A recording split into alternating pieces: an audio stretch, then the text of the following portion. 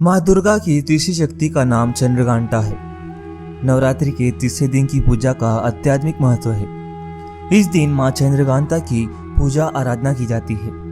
इस दिन साधक का मन मणिपूर्व चक्र में प्रविष्ट होता है। माँ चंद्रघंटा की कृपा से अलौकिक वस्तुओं के दर्शन होते हैं, दिव्य सुगंधियों का अनुभव होता है तथा विविध प्रकार की दिव्य ध्वनियाँ सुनाई देती है। ये क्षण साधक के लिए अत्यंत सावधान रहने की होते हैं। माँ का यह स्वरूप परम शांतिदायक और कल्याणकारी है। इनके मस्तक में घंटे का आकार का अर्धचंद्र है। इसी कारण से इन्हें चंद्रघंटा देवी कहा जाता है। इनके शरीर का रंग स्वर्ण के समान चमकीला है। इनके 10 हाथ है। इनके 10 हाथों में खड्ग आदि शस्त्र अस्त्र विभूषित है। इनका वाहन सिंह है।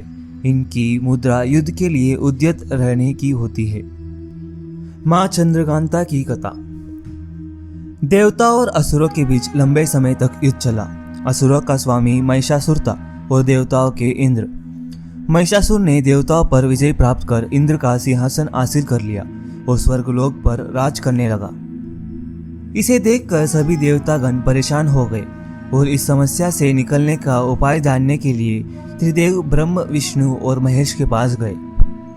देवताओं ने बताया कि महिषासुर ने इंद्र, चंद्र, सूर्य, वायु और अन्य देवताओं के सभी अधिकार छीन लिए हैं और उन्हें बंधन बनाकर स्वयं स्वर्गलोक का राजा बन गया है। देवताओं ने बताया कि महिषासुर के अत्याचार के कारण अब देवता पृथ्वी पर विचरण कर रहे हैं और स्वर्ग में उनके लिए स्थान नहीं रहा। यह सुनकर ब्रह्म, विष्णु और भगवान शिव को अत्यधिक क्रोध आया। क्रोध के कारण तीनों के मुख से ऊर्जा उत्पन्न हुई। देवगणों के शरीर से निकली ऊर्जा भी उस ऊर्जा से जाकर मिल गई। यहाँ 10 दिशाओं में व्याप्त होने लगी। तभी वहाँ एक देवी का अवतरण हुआ।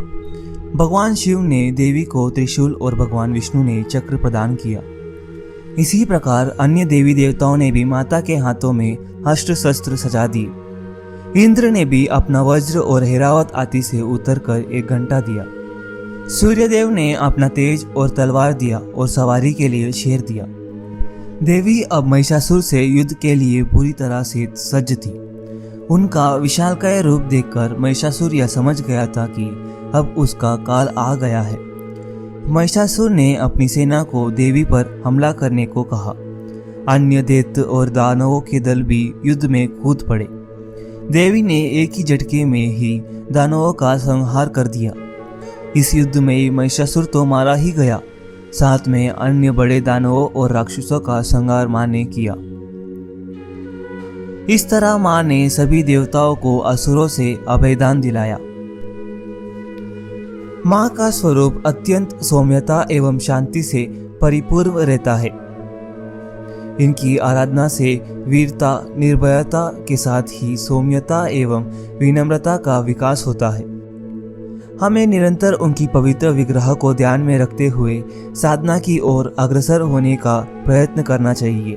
उनका ध्यान हमारे इलोक और परलोक दोनों के लिए कल्याणकारी देने वाला है।